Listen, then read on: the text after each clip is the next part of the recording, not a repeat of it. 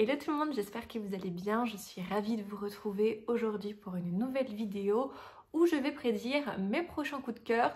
Donc oui, autant vous dire que les quelques romans qui sont juste à côté de moi ont une pression de dingue. Oui, parce que là, tout repose sur eux pour savoir si ce seront des coups de cœur ou pas. J'avais d'ailleurs déjà fait une vidéo de ce type sur ma chaîne il y a quelques années de ça. Donc si ça vous intéresse d'aller la regarder, je vous mettrai le lien. Mais c'est vrai que je me rends compte que il me semble que je n'avais pas fait de vidéo pour dire si ça avait été des coups de cœur ou pas. Donc cette fois-ci, je vais tâcher d'être un peu plus rigoureuse là-dessus.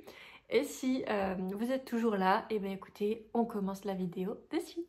Le premier roman dont je vais vous parler, il a fait pas mal débat récemment, enfin pas l'œuvre en elle-même, plutôt son adaptation cinématographique puisqu'il a été diffusé sur TF1. Et voilà, tout le monde n'a pas apparemment aimé cette adaptation. Personnellement, comme je n'ai pas encore lu le roman, je ne me suis pas attardée sur le film. C'est donc Tout le bleu du ciel de Melissa d'Acosta que j'ai donc au livre de poche.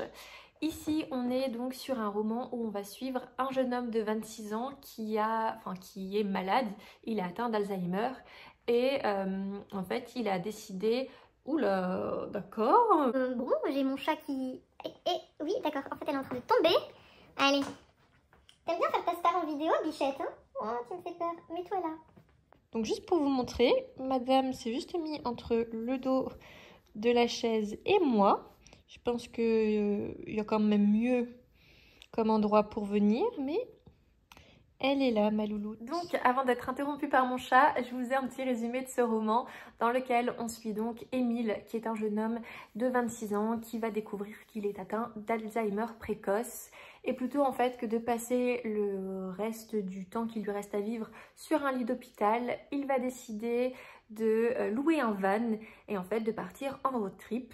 Et afin en fait de ne pas vivre cette expérience tout seul, il va poster une annonce sur je ne sais plus quel site pour trouver un partenaire pour l'accompagner. Et c'est une jeune femme du nom de Joanne qui va répondre à son appel. Et on va donc suivre cette histoire qui promet d'être riche en émotions.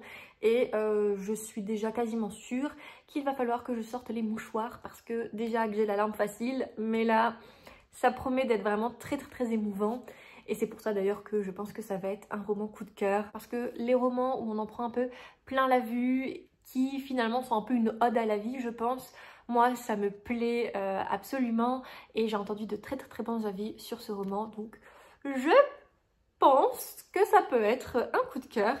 Et ma foi, réponse dans quelques mois. Ensuite, on change totalement de registre et là, on va se plonger dans un roman un peu plus sombre avec If We Were Villains de je me suis foirée, de M.L. Rio. Ah, à vouloir aller trop vite, eh ben, on dit des conneries. Du coup, dans ce roman, on va découvrir le personnage d'Oliver qui vient de purger une peine de 10 ans pour le meurtre de son meilleur ami, à savoir que il est innocent. Hein. Il a purgé à tort cette peine. Et à sa sortie de prison, il va être abordé par un des policiers qui a été chargé de mener cette enquête. Et je pense que ce policier devait savoir que notre héros était innocent. Et j'imagine que du coup, il va tenter de savoir pourquoi ce jeune homme a été accusé à tort. Et surtout, trouver le véritable coupable, parce que apparemment, il est toujours dans la nature. Voilà grosso modo de quoi ce roman va parler. Alors c'est sûr que au vu du résumé comme c'est un roman un peu de style Dark Academy, j'aurais préféré peut-être le lire pendant l'automne parce que la saison s'y prête bien. Mais tant pis. En fait, je lis très peu de romans Dark Academy et du coup, je me dis que celui-ci pourrait me faire découvrir et aimer le genre. Et justement, ça pourrait être un coup de cœur parce que comme je ne m'y connais pas, ce sera la totale découverte et forcément, il ne faut pas grand-chose du coup pour que ce soit un coup de cœur. On continue avec un roman que je vous ai présenté dans un book haul récemment et c'est Un passé englouti de Avaride. Alors oui, ce roman... Oui, je suis sûre que ça peut être un coup de cœur. Et franchement, si c'en est pas un, je serais triste. Donc, dans cette histoire, on suit une jeune fille qui s'appelle, j'ai oublié son prénom, Effie, ça commence mal pour le coup de cœur, qui finalement, en fait, a grandi en étant bercée par un même livre de son auteur préféré. Et quand elle est un peu plus adulte, elle va participer à un concours qui vise à pouvoir donc rénover le manoir de son auteur préféré. Et elle va décrocher ce premier prix, ce qui va du coup la conduire à devoir collaborer avec un autre jeune homme, dont j'ai aussi oublié le nom, décidément, qui s'appelle Preston Ellery, qui lui en fait ne veut qu'une seule chose, c'est prouver à tout le monde que l'auteur dont notre héroïne est super fan n'est qu'une imposture. Et on va donc suivre cette histoire parce que c'est écrit: enquêtant sur l'héritage de l'écrivain, les deux étudiants découvriront peu à peu que des forces obscures conspirent contre eux, que la vérité pourrait les mener à la ruine. Et moi ça me hype trop. Donc en plus de ça, faut dire que l'objet livre est quand même pas dégueu. Il faut pas se fier que à la couverture, mais ça promet quand même d'être sympa, enfin j'espère. Et voilà, je n'aurai pas d'autre chose à en dire à part que je sens bien la hype et que j'aimerais trop que ce soit un coup de cœur. Et encore une fois, ma réponse, une fois que je l'aurai lu. Hein. Et pour finir, je vais vous parler d'une des reliques de ma bibliothèque, à savoir La guerre du pavot de R.F. Kuang, que j'ai moi aux éditions Actes Sud. C'était d'ailleurs une de mes meilleures amies qui me l'avait offert il y a perpète et que je compte bien du coup enfin découvrir. Et j'ai mis aussi ce roman dans cette sélection parce que R.F. Kuang est vraiment une auteure qui a vraiment une plume assez à part, dans le sens où, bon, j'ai pas besoin de vous la présenter, elle a écrit Babel, qui a été un succès monstre. Personnellement, Babel, ça n'a pas été un coup de cœur chez moi. Je l'ai moins aimé que ce à quoi je m'attendais.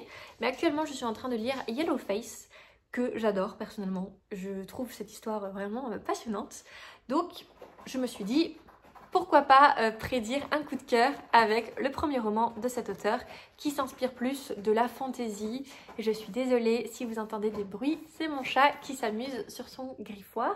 Parce qu'en plus, j'en ai trouvé un. Oh non, je vais vous le montrer parce qu'il est trop kiki. Donc, j'ai trouvé un griffoir chez Action en mode skateboard.